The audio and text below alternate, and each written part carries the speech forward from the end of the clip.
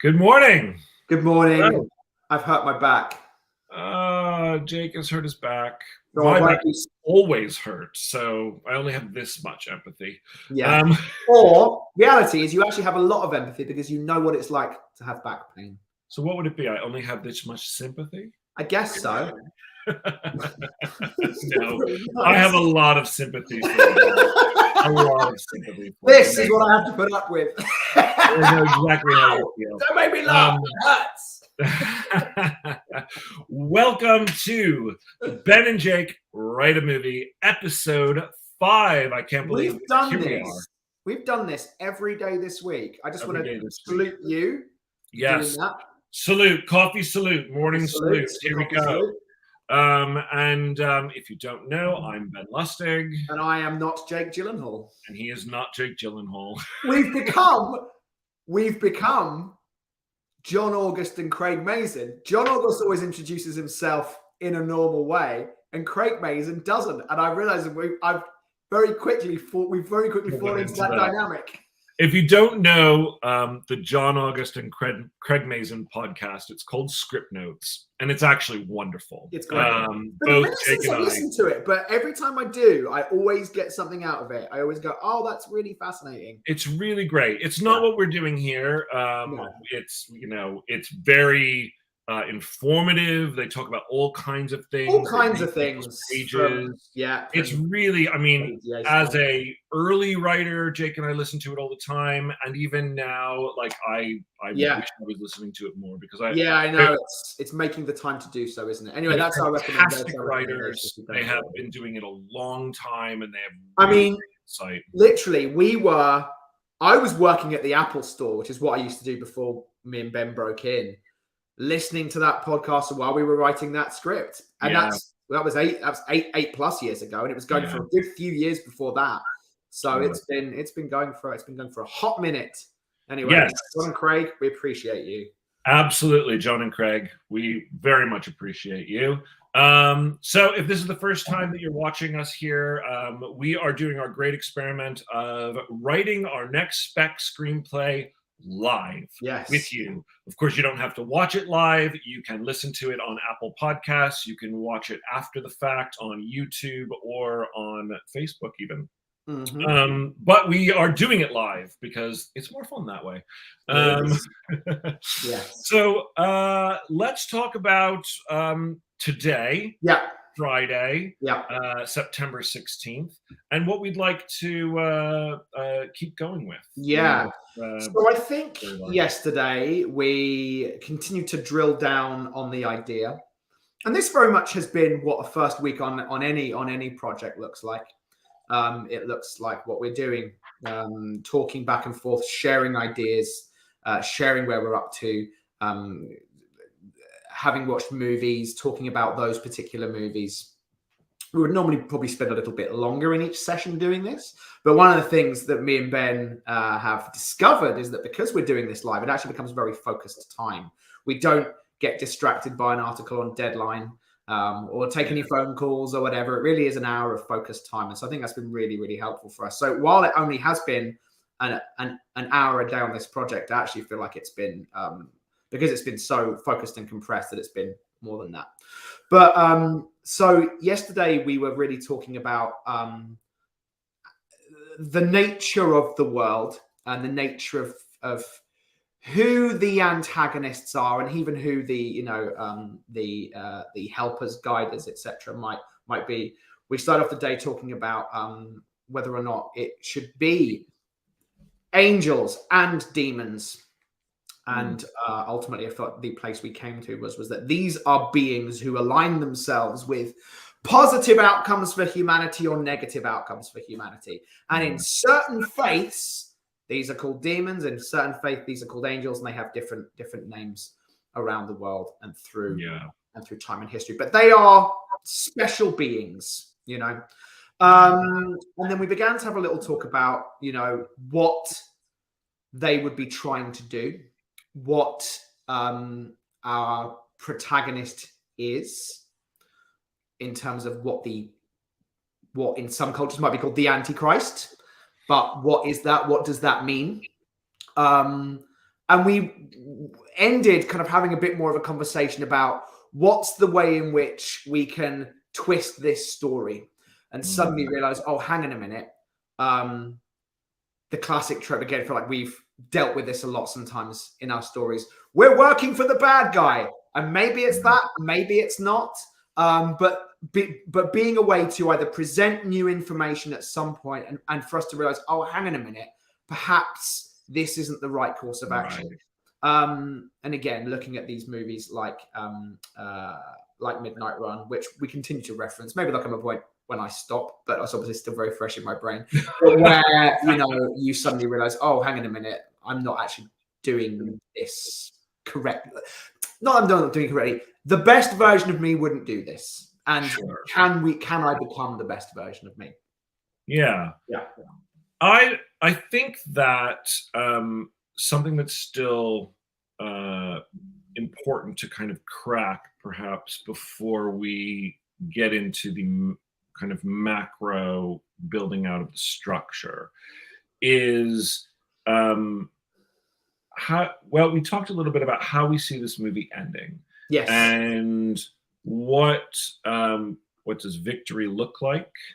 And what do the arcs of how do the arcs of these characters end in terms of this particular story? Because I feel like if we can, a lot of times if you know the starting place and you know the ending place for your story, then you can start to build out that. The rest is just details. The middle part is the hardest part, right? As they say with screenwriting, Act 2 is the hardest act to write. Totally.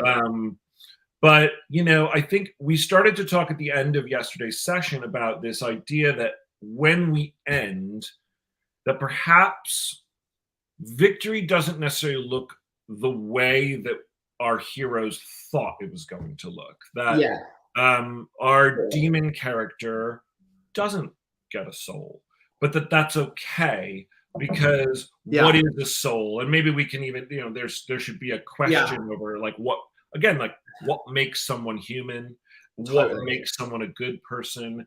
And that also then relates to our human protagonist, in that what makes someone choose or become the being of ultimate darkness. Do you really have free will? Are you predestined to be this way no matter what? A demon is born a demon. Do they have to be evil? This woman is born the Antichrist. Is that going to happen whether she wants it to or not? And I think there's something innately kind of part of the idea of religion as a whole in many religions, which is this idea of free will, and this idea that whatever deity or entity or universe created life, that it gave us the ability to choose our own destinies. Totally. And I think there's something kind of cool at the end to go, and they've decided to choose their own destinies. Yes, totally. As you were talking, I was thinking about something that we, talk about a lot at this point in the process, which is professional need or professional desire versus personal need. Right. And I think it would be helpful for us to hone that and figure out what that is. So for those unfamiliar with this concept, it's a story concept. And I'll use the original Top Gun as an example, because I think it's a great example. So in the original Top Gun, Tom Cruise's Maverick wants to win the Top Gun award. He wants to be the best of his class. And he has all the attitude that goes along with that. And at the end, he does not get his professional desire, but he does fulfill a personal need, which perhaps he wasn't even aware of at the beginning. And he becomes a team player and all that stuff. The movie that you love to reference is Rocky. Rocky doesn't win the fight. Yeah. But he goes the length. Yeah. Totally. And he comes out the other side. He's not knocked down in the third or whatever it is. Right. You know, he proves that he's got what it takes to go, you know, man to man with Apollo Creed. Yeah. And it's that, and that's why that story is satisfying. And ultimately, that is the thing that you're looking for. You can or cannot fill the professional desire of the movie. Yeah, I mean, there's obviously plenty of movies where they do.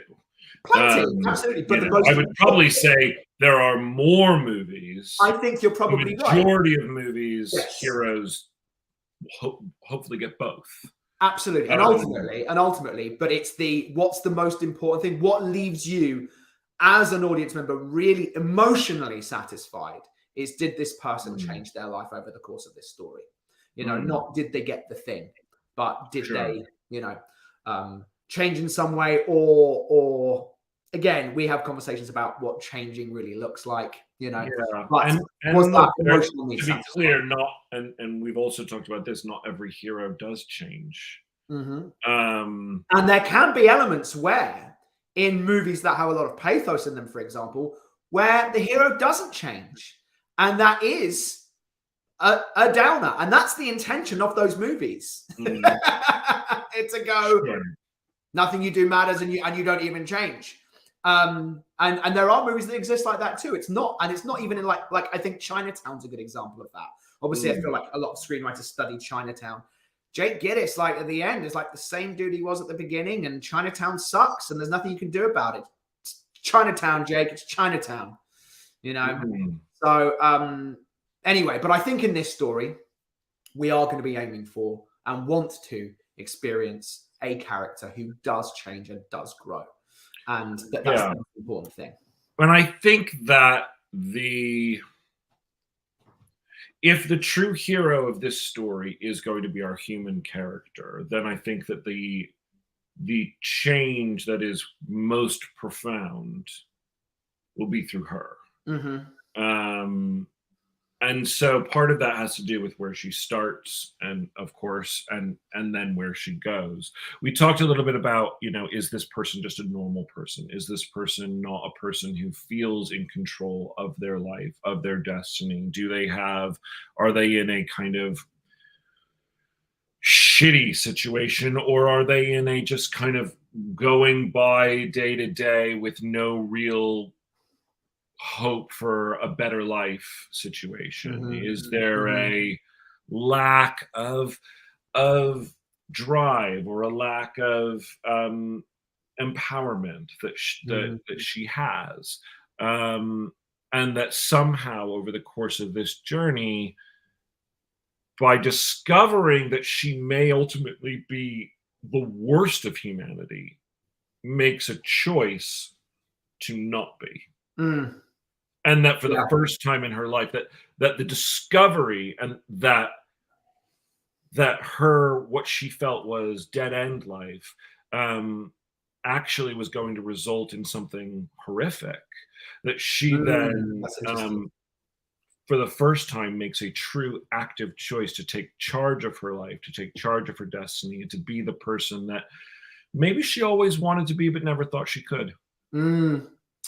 That's interesting, isn't it? I think it's about identifying, as you're saying, who is she at the beginning? What are and I've been thinking about this a lot lately. I've actually been tweeting various things. I'm reading this book at the moment called The Wealthy Gardener. But the thing I tweeted out this morning was really about the sacrifices you make for an extraordinary life, and the sacrifice you make for an ordinary life. The sacrifice you make for an ordinary life is on your deathbed, you realize you didn't accomplish your dreams or even go for them. And the sacrifice you make for an extraordinary life is hours of your life. Like, there's a sacrifice either way. Like, you know, but it's what does this person, what's the someday I'll blank for our Sam character, our Sarah Connor character. Sure. You know, I'd love to do this, but that's just a pipe dream. I don't think I'll ever get there. You know, and I think a lot of people can relate to that concept, because I think everybody has a someday I'll. You know, someday I'll that, but most people don't do it. because they just don't. Right. don't Like, has she been putting like it off? like, Has put it she off. decided that she wasn't good enough, or that Totally. it was too hard? Yeah. I do see there being something interesting about a character and that gains their power.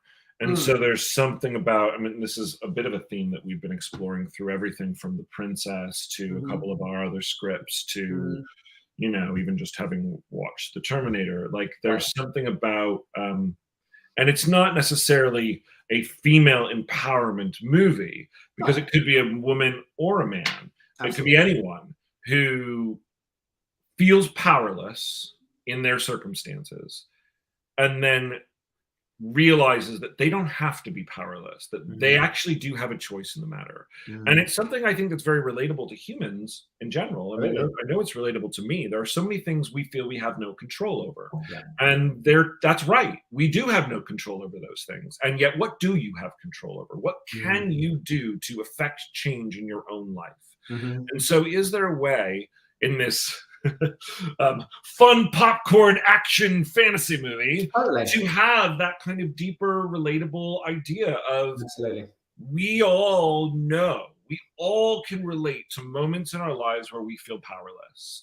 And can a person who feels and who's told directly, you have no power over this, your destiny is to be the bringer of death and destruction to the human race, and her ultimately going, I don't believe that.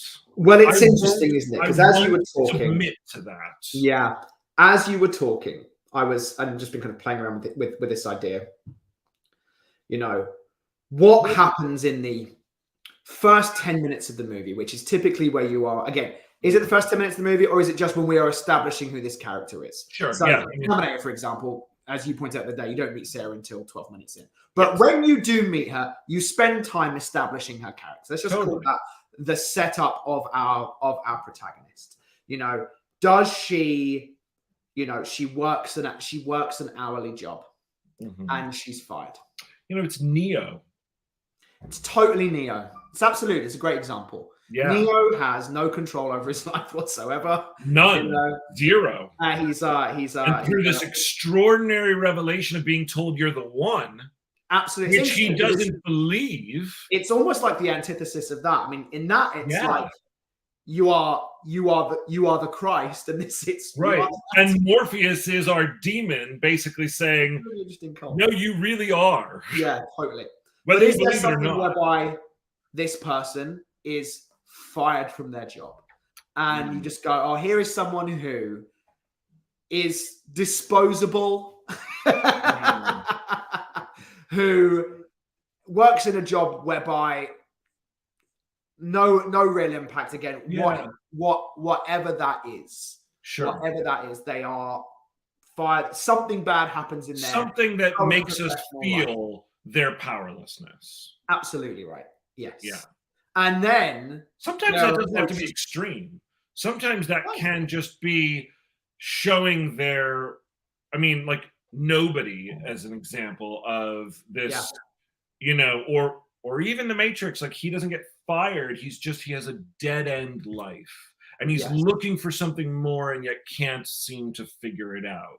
Sarah Connor, again, we see her in what feels like not special. She's not special. She's just a person who doesn't really have anything going for her that would make her special, and then becomes special. Totally. You know? So and I think that's it. I think that's really what and then what's so wonderful is when you contrast when you meet her at the beginning and a kid's putting ice cream into her apron and she's like, you know, to at the end when she's been through this experience, she's on her own and independent and strong. Right. Like, And that's the satisfying thing. Yes, the Terminator is killed.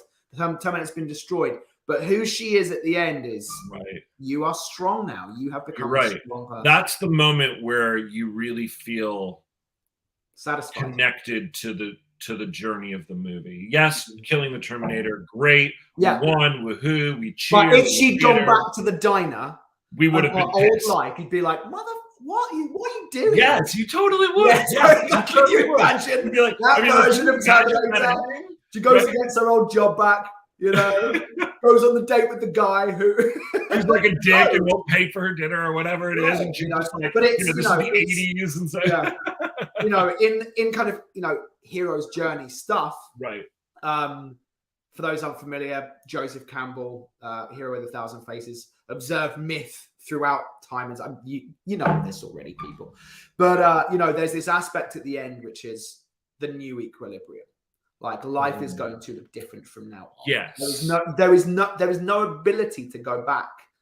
There is no ability for Sarah Connor to go back to their own life. It is a hero's journey for the protagonist, and not every hero's journey takes the form of the story of a hero's journey, but I think it's from the character perspective. Yeah. It's a hero's journey. She starts one place, she goes on an adventure, and she ends up with a life that's going to look different and hopefully better. Yeah. You know, so for her. yeah, if you were just going to very simply, you know, black and white, the contrast between who she is at the beginning, I think you said it. It's someone who is powerless in their life to someone who has power and believes she can affect change in her own life. Absolutely right. So I think that's a really good, very macro, you know, 30,000 foot view of what their journey is. And interestingly, I actually think, and I know it's not necessarily common to do it like this, but I actually think our secondary hero, our Reese, if you will, our demon, has a very similar revelation. Now, she realizes that she can't change who she is or what she is. Whereas, you know, it's slightly different, but that she can make choices, or I'm using she as the demon. Yeah, no, I hear. So yeah. But that the demon realizes that the choices they make are what make who you are, not what you are. And I think there's a different, but also very similar. It's not about what you are, it's about who you are. Yeah. And your choices are what determine that. Yeah. In the same way that, and that actually, that revelation helps, it's actually really cool. It helps Sam with her journey. Yeah. And absolutely. That's actually this demon's purpose. Only by discovering and having their own full revelation of going, actually, I don't have to behave like a demon. I can behave like whatever I want to be. And that's what defines me. Yeah. That's my identity. Yes. But then that revelation goes to Sam going, well, then I need to take power over my life too. The demon is already taking charge. The demon's making a deal at the beginning. The demon does have agency. Sam doesn't have any agency really at the beginning. She's not doing anything to affect change in her life. The demon is. Yes. But the difference is that because the demon's feeling is I need to take agency because I want to change what I am, whereas they could have just changed who they were from the very beginning. The demon didn't need the deal to get their end result. Yeah. But because of the deal, they realize that. Yeah. I can't change what the revelation is, you know, I can't change what I am, but I can change who I am. Yes. Yeah. Yes. Whereas for Sam, it's I am human. And so I can change, I can take charge of my own destiny. Yeah. It's not about changing what I am. It's about deciding that I'm not going to be a person who brings evil to the world. Yeah. Totally. And that's about me choosing what my life is going to look like. And so it's similar. They kind of, they live in the same space. But what I like about it is that Sam's is something that we can all relate to versus like, none of us can relate to like wanting to change what we are, you know, like. But I mean, I think it's the I think the kind of metaphor is though that is like I'm in this job that I don't like, and that's also that's who we are. You're not gonna the difference is, like, if you're in a job that you don't like, you don't accept, well, I'm always going to be in this job, but I could do this job better. That is one change. Yeah. But Sarah's change is, actually, I could quit this job. And that's the difference. And that's where our heroes actually, they affect change within each other and kind of have a parallel journey that is similar but not the same. Yeah, it's almost like, at the beginning, Sam loses her job, wherever that is. Mm-hmm. And or it's something like she's being threatened with it. Like, we have to fire someone, it's between you and Larry. She comes home that night like, oh, fuck, I'm going to lose my job, blah, blah, blah, blah, blah, blah. I'm really all upset about it. Anyway, movie happens, and at the end, they call her and say, hey, just so you know, we went with you. We're going to fire Larry. And she's like, I'm good. Like, I quit. I want your stinky job anyway, And that's it's like, there was that victory.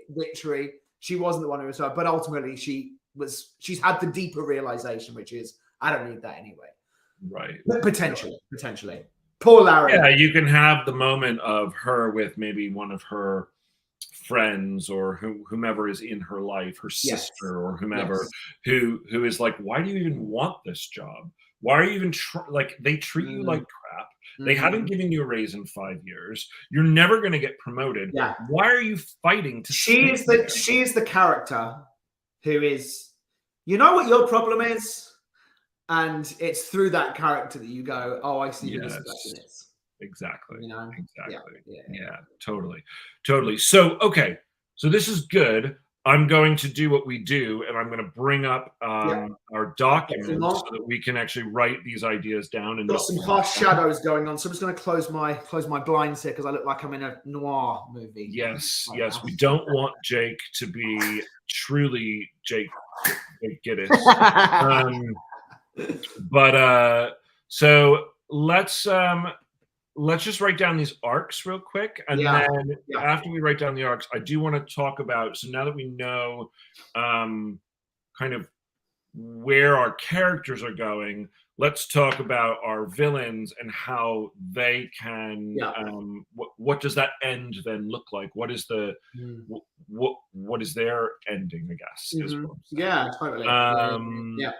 So let's bring this up here. Bringing it up now. Again, if you're listening on Apple Podcasts, you can find the visuals of this if it's interesting to you.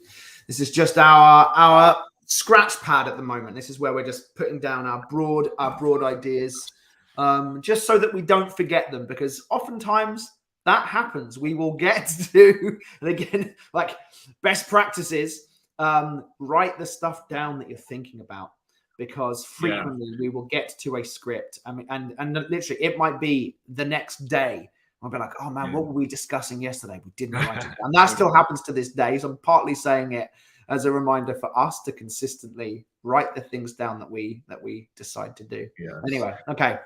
So Kevin Finn has just commented. Hi, Kevin. And he actually is commenting on something that you should totally go back, Kevin, and watch our episode on the Terminator. But he says Sarah Connor's true moment of transformation comes when she orders Reese to keep moving in that final fight with the Terminator, and she says, "Get on your feet, soldier." Yes, she finds power as a leader, and absolutely, we totally agree.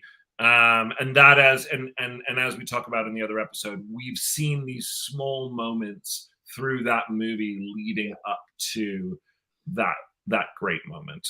So what we're talking about right now. So our human hero, which we're basically calling Sam at this moment. And again, guys, this is just a scratch pad for us. We actually, it's not structured in any way. This is kind of just the way that we start so that we don't forget things. Starts with no agency and feeling powerless in her life. Yes, right? Perhaps she loses her job or is under the threat of such. She loses her job. I like the potential of losing the job. Yes. or is under the threat. They are downsizing and she's on the chopping block. She's something on the like chopping that. block. This is someone who, if they weren't here, okay. Right. You know, her friend slash sister, whoever, brother slash sister yeah. says, you know, why the heck Yeah. do you even care?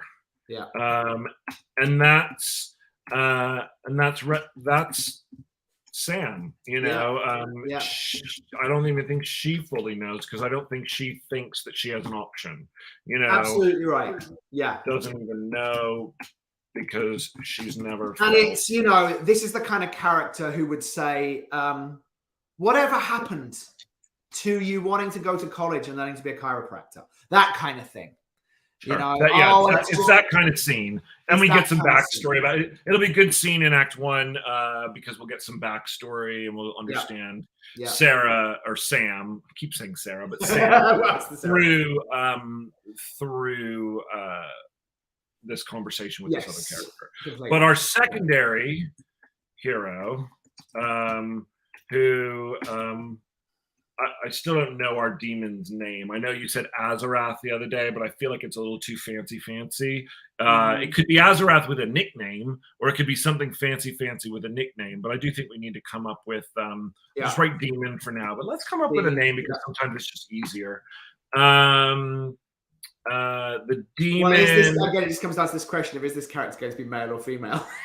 Well, yeah, I mean, that is a big part of it. What's interesting, actually, and I sometimes do find this interesting with us, is we're starting these characters. If you've noticed, guys, anyone watching, we're starting these characters on a very core human level. Like all these conversations are very kind of like, it doesn't matter what sex you are, it's relatable to being a human being. Totally. The other specificity about them, whether they're male, female, trans, you know, whatever it is, that specificity comes next, because at the beginning we try to find, like, what is the universal thing, so that if you're a guy watching a movie about a female protagonist, or a girl watching a movie about a male protagonist, you can still relate to them, and you can still relate to their journey and their life experience. I think that's one of the reasons we write both, because that's where we start. Anyways, so we haven't decided 100% on the sexes of these characters yet, but that's okay. And actually, because I don't think at this point the story is about that. I have an idea. What is your idea, Benjamin? Well, why does a demon have to be male or female? Why can't a demon be somewhere in between? Yeah, like non-binary. That's interesting. Like, it's a demon. Like, who said, like, I mean, look, could it be a guy? Absolutely. The practicalities of Hollywood sadly are, we're going to need to cast someone in this role to sell this script. We will most likely need to find an attachment. And so the question is, can you find an attachment that's big enough that's willing to play this part? But I'm not saying that this character couldn't be played by a man or played by a woman. I think what would be interesting is if their gender identity is neither male nor female, because their identity is a demon. That's interesting. It's obviously going to come. I mean, are we going to then, in again practical stuff, are we going to they them throughout the script? They fire the gun. They this and you would say they fire the gun anyways, right? Well, no, you might say she fires the gun or he fires the gun. What I'm saying is, are we going to? But yeah, I hear you. In action, you might say the demon walks down the street, they fire the gun. Yes. Yeah. And it still works either way. But yes, I hear what you're saying about pronouns. I'm not sure. I think let's think about that as we get into. Yeah, I mean, I think it's to the point of that I'm coming to this with the intrigue of going, this demon is neither male nor female. I think. Yeah, I like it. I think it's different. It's never been done. I haven't seen that. Yeah, but I mean, ultimately, it's you know, and I think you start to move into potentially difficult territory when. Sorry, I'm getting an echo. I can hear myself. Well, I don't know why that is. But when you go, who is going to be playing this character? Because ultimately, it's going to be, in most cases, a male or a female, unless you're specifically going for someone who exhibits qualities of both. But I guess but I don't know. Maybe this is a broader question, and someone can, by all means, answer it in the comments and excuse me if I am being ignorant or insensitive. I don't intend to be.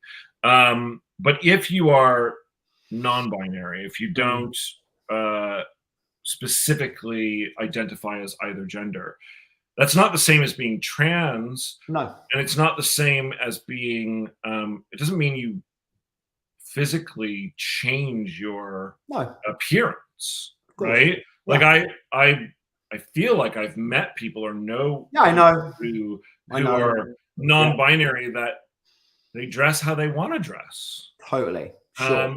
So like, you know, you could cast, let's say it's Tom Hiddleston, and Tom Hiddleston is just playing a non-binary character. I don't know that you would have to cast someone who identifies as non-binary. Correct, because it's not a visual thing, and you know, maybe people would have an issue with that. But you know, it's not the same, in my opinion, as a trans character. Yes, no, I agree. I agree. Had problems with non-trans people. In trans roles. It's interesting though, isn't it? Because there has been in recent years pushback against, for example, straight people playing gay people. So I wonder if that would be the case here. I don't know. I'm just asking the question. Okay. I'll solve the problem because they're a demon. They don't have a gender. And I'm not saying they're a non-binary human. I'm just saying they're a demon. Sure. So then in our universe, totally. So then practically in script, the pronoun we are going to use for this character is going to be they. Yeah, and I think that there's ways to do it by using their name in situations where it might be confusing. As a to not worry about it. Yeah, whatever. You know, Azarath fires the gun. Exactly. And you just go, okay, I get it. I think this is a supernatural being, and as a supernatural being, they are not dealing with the same conflicts. They're dealing with their own type of conflicts. Interestingly enough, there is a human relatability to that conflict. So anyway, as we were talking about before, though, our secondary hero, the demon, starts wanting to change what they are to become human, but realizes that what they are does not determine who they are. And at the end, end, while they don't get their professional want of becoming human, they do get their personal need of realizing the truth of you are what you do. Your identity is about the choices you make, not how you were born, basically. It's going to be again, it doesn't matter for us, our scratch pad. Typos. As a writer, you're always having typos. The only reason I'm calling that is because I know that this is being shared. I know there will be many. There will be many typos, and please don't judge when we get to scripting. Totally. I mean, there's the classic, isn't there, of, you know, you send it off to the producer, you just open it up one more time and you find the typo on page 1 that's been there for months, and you're like, how did I not see this? Why am I seeing this now? It's always the way. Yeah. All right. So one of the things we said yesterday talking about the villains. We said, yeah, angels want her dead, so she can't be the Antichrist. Demons want her alive and her soul corrupted, excuse me, to Yes. become the Antichrist. Right. So what does that look like? Yeah. In terms of practicality? Yeah. So we've been with one of the things that we threw out yesterday was Sam needs to be taken by Az to a certain place. It needs to happen here. It cannot just be. Yeah, there's going to be a journey aspect. There's going to be a journey aspect to it. Excuse me. So wherever that is, and I was kind of half joking the other day, like we're being taken to Seattle. But wherever that is, there is time and distance. Our final act basically the act 3 of this movie is going to take place at wherever that place is. Right. Right. You know, it'd be really cool if we could figure out a way to, like, for example, you're going to laugh. What if it's Stonehenge? Yeah, it bounced through my mind too. Maybe. I mean, here's the thing. If it's Stonehenge, or somewhere with, yes, I mean, ultimately it's spiritual energy, spiritual significance. Like, nobody really knows what Stonehenge was really used for, other than like there's like they believe it was used for religious purposes. Yeah, religious purposes. That, you know, obviously the sun comes up through the certain places, but you know, the Druids or whomever it is that built it, I can't remember. I mean, here's the thing. I mean, as we go to that, obviously, I'm from the UK, so I know all about Stonehenge. I've been there several times. I think this whole thing could start in London. So that's where. So okay, but we need to be aware of practicalities of that. So, for example, with something like Midnight Run, New York to Los Angeles, I know that's. I mean, even someone who doesn't live in the States knows one's on one coast, the other's on the other. That's a long way. That's a mission. But Salisbury to London, it's like 2.5 hours by car. Okay. Now, unless you're playing it in real time or semi-real time, the Terminator took place over a night and a morning. I don't think it does. I don't think. No, it's 2 days. It's 2 days. 2 full days. But it's still only 2 full days. Sure, totally right. Totally right. Yeah. But it's you can do. I feel like though that it's tough. As someone who is from the UK, I go, that's not a very big journey. Okay. Unless you start in the US, which you could, but then you're just taking a plane ride. But could that could be a really fun set piece. Totally, absolutely right. It could be. In fact, one of the things I was thinking about earlier was, and again, borrowing a little bit from Midnight Run, so I want to be careful. But the very first thing they do is, this is going to be easy. I'll just pop you on a plane. But what happens? Like, the demons change the weather. They bring in a hurricane. All the planes get grounded. Something like that. Lightning strikes the radar tower, and it's like, shit, sorry, planes are grounded for this evening. It's like, shit, they're fucking with us. Yeah, you know, like that can be that, or you have a great set. You also have to think about budget. Obviously, we're not going to do a giant plane crash, or that's it. And yes, I feel like as soon as you're going into big. But again, I'm not suggesting that you do a big plane crash. I'm suggesting they get on the plane or they get to the airport, and it's like, sorry, folks, all the planes are grounded. And it's like, then how do we ever get to Stonehenge? I'm saying maybe it's not Stonehenge. Yeah, in my mind, there's no reason for the airport, right? Other than we're going, here's what this is going to be. This is going to be easy. Oh, hang on, obstacle. You know. Sure. Like there's one of the reasons, it becomes an obstacle. Yes, we'll have to figure out why they don't take certain forms of transportation. That would be easier for them to do. Yes, totally. I mean, it's interesting. At no point again in Midnight Run do they try and get on a plane. Right. You know, at no point do they do. I mean, in that, there's a reason for it. The Duke says, I can't fly. I'm deathly afraid of flying. and I will have a freak out panic attack. And that happens at the beginning. Then you learn it's a bit of an act, and actually he's a pilot himself.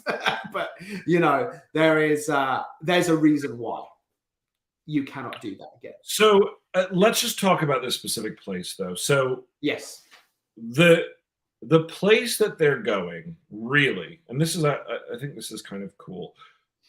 The place that she's being taken is the place that the celestial, the angel, has chosen. Yes.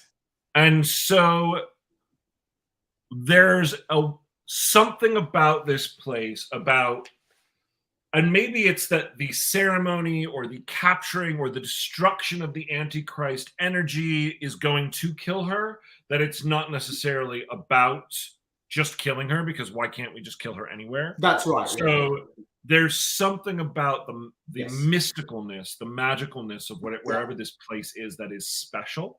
Yeah. But what could that, like, what is a special place? Like, it can't just be, oh, you're going to the top of the Seattle, tower. What, it's like, I agree. Who cares? Yeah, there needs to be a reason for things, isn't there? And ultimately, I get your idea about going to somewhere like Stonehenge. You go, this is a place that I know already has some kind of spiritual significance. If what is it like Mount Sinai? I mean, maybe it's Mount Sinai. I mean, that's interesting. But again, like, how can you keep this budgetary? And again, it's like, you have to go to Mount Sinai to go and film it. But it's shoot like, that anywhere. Totally. Shoot that in the fucking Nevada desert. Totally. Maybe it is. Maybe it's something like that. We have to get to a spiritual place that is spiritual. Ooh. There is a place. Israel is actually a really interesting idea for this, because there are places that are holy and sacred to all three major religions, and it's all the same spot. So, like, the Dome of the Rock is built on top of the temple that was the original temple, which would have significance to both Jews and Christians. Because absolutely. The Old Testament with Christianity. Is there something like we need to go to Jerusalem? Maybe Jerusalem again. No, like, you can't, like, it's not easy to make anywhere look like Jerusalem. But like, I liked what you were going with, like Mount Sinai, for example. You don't need to shoot in Jerusalem to make it look like Jerusalem. I wouldn't. Okay, but again, it's a backlot. We were in Bulgaria, and there was literally a Middle Eastern street. Sure. On the backlot. I responded more to, I'll call it the Indiana Jones and Raiders of the Lost Ark version, whereby we have to go to this sacred spot, and I think that was like Gibraltar or somewhere like that, and it was like, I don't even know where it was. They theoretically, I mean, if you pay attention to the Old Testament, right? They crossed the Red Sea, and then they walked for was it 40 days and 40 nights or 40 years? Yeah. I don't know, some crazy amount of time. They crossed the desert. Yes. And it was during that that they actually got to Mount Sinai. They were on their way to the Promised Land. They hadn't gotten to Israel yet. Right. They were coming from Egypt. Right? They were fleeing Egypt. They crossed the Red Sea, and then they walked for a shit long time through desert. Right. Found a mountain where Moses went up and did his thing. Sure. And then eventually made it to the Promised Land. Right. So yeah, I mean, it could be in a lot. Honestly, we can create some place. I think Israel's interesting.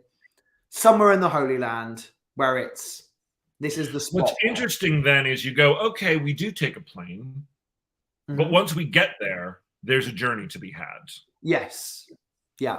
So it's not as simple as, well, now we can just take a train, or we could just fly literally to the location and it's a 2-hour car ride. So I guess my question is then, does most of this movie take place in the Middle East? I don't know.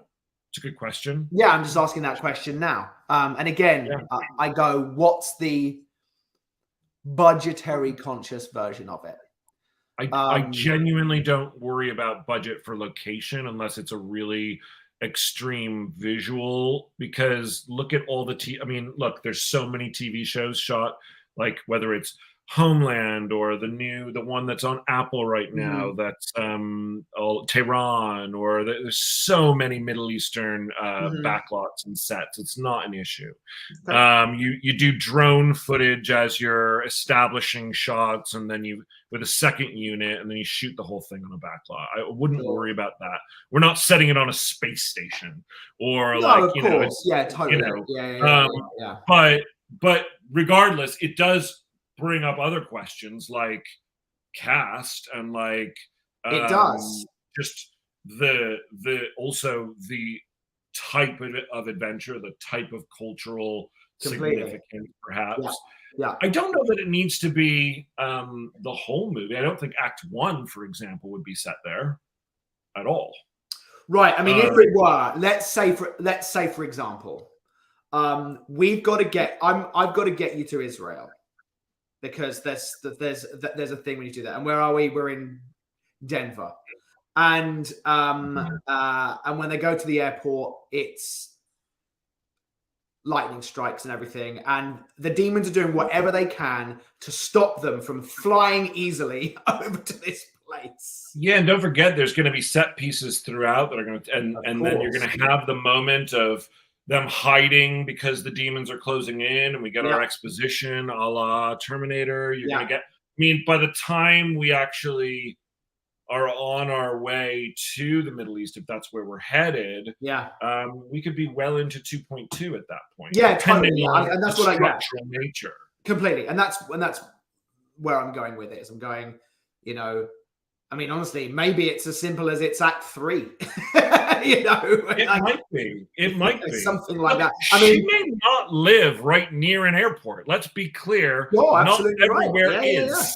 Yeah. So, if this girl lives in fact, it even adds to her life. What if she's the kind of person who has never left her small town? I mean, that's really interesting. She lives in a place near what? But fuck Nevada. Wherever it should be. Look, the closest place to an international airport where you could get on a fucking 747 and fly to Israel is like 6-hour drive. Right. It's not the kind of thing that, I live in LA and I could just go to LA. Totally. Yeah. I live in a small town in Oklahoma. I live in a small town in rural Pennsylvania. Like there are parts of the country that aren't that close. Absolutely right. I mean, international airport. And I'm like, even my father-in-law lives in Connecticut, but he's 2.5 hours from any major. So think of all the things that could happen to stop them from getting there in that travel distance, right? Sure. So if me as the demon has to first find her, then get her to come with me, which is going to be its own challenge. Yeah. There's going to be a set piece where we get attacked in some way that's going to convince her to go with me. There is going to probably be the come with me if you want to live, or the moment where Neo gets the thing in his chest and then he gets, ends up getting out of the car and saved or whatever. It's not just, Tyler, I think it's a really good observation. It's not just like she shows up at her house one day saying, "Hey, by the way, you've got to come with me now." It's like there needs to be a reason why. Hey, Sam, how you doing? I'm a demon. You're the Antichrist. Let's go on an adventure. Let's make this work. There's gonna have to be real life or death threats that are gonna force them into this unlikely partnership. And we will have established beforehand that, through the angel telling the demon of their plan, like, this ain't going to be easy.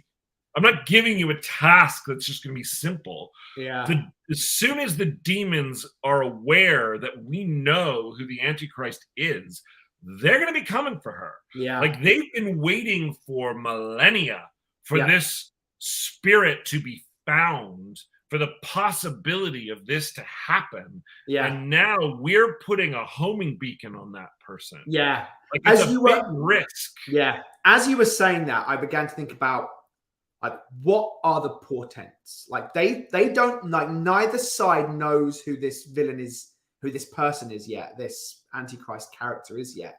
But the portents start to be realized. You know, both the Terminator and Reese arrive in LA on that day because they know that Sarah lived in LA during this time. But even they haven't got the exact address. Correct. You know? But is there something about, like, the portents have started to be realized? Small little things here and there. Sure. Like, is the name of the town part of the... Yeah, well, it's like Morpheus and Trinity have been looking for Neo. They've only just found him. Sure. Yeah, absolutely. Like, I don't there's know a that reason we want this to... story happens now. Yeah, I don't know that we want to go through the lengths in which the Terminator and Reese have to find Sarah. That's a much larger part of that plot, and I feel like we're talking about something where we're going to need that time, just purely, like, for time's sake. Sure. But I do think there could be one step that they need to take. We've located the spiritual signal, and it's here. Yeah. In this little town. Yeah. And here's the way that you'll find that is. Yeah. With this. You know, oh, here's a magic rock, and this magic rock will glow when you get near the person. Whatever. You know, bad version, obviously. By the way, people, we pitch out bad shit all the time. Please don't judge us for potentially awful ideas. Well, actually, I gotta say, that bad stuff usually leads to interesting things. Yeah. Where I was going in my mind was with this kind of, like, portent. Like, I don't think it's as simple as Gabriel going, it's Sarah Connor, she lives here. You know, everyone knows the, like, in the demon and angel world, the prophecy. And it's something like, you know, when the rock is split in twain and the golden circle shines, soon you shall find the Antichrist. Like, bad version of like that. And, like, nobody knows, like, no one's ever really known what that is and what that means. But Angel Gabriel comes and he's like, you need to go and find the Antichrist. He's like, no one knows what that means. And he's got, like, today's paper. And it's like, you know, lightning splits rock in two in Bumblefuck, Arizona. And he's like, So she goes to Bumblefuck, Arizona, like, nowhere. Like I know that they're here somewhere. I'm looking for the signs. I'm looking for what it is. And it's like the golden ring. And she comes across the donut shop with the fucking donut on the roof. And she's like, they must be here. Like, there must be, like, it's something. Again, I don't think we have to make an enormously long, drawn out thing about it. But it is an element, I think, of Act One. And not simple as she lives at this address, tear the page out of the phone book, and there you go. Like, both sides have been waiting and they don't know yet. And again, that's something that I like in Terminator is... Oh, you've just frozen in a very interesting... Oh, have I? Oh, how exciting. No, you're okay. Neither Reese nor the Terminator know where she is at the beginning. Like, there is something that they have to do. And again... I just don't want to also, you know, again, it's like you don't want to copy. Totally. And so I don't want to be in a position where it's like feels too much like, oh, we've got these two forces coming after her and we're watching her go through her normal life, but there's attention. It becomes too similar. Absolutely. I hear that. Yeah. So I think there's probably a way to do both. And I think ultimately the key idea that needs to be discovered is, why do they know it's her? Yes. That's the thing. If we need to crack... She's got a birthmark. What? She's got a birthmark.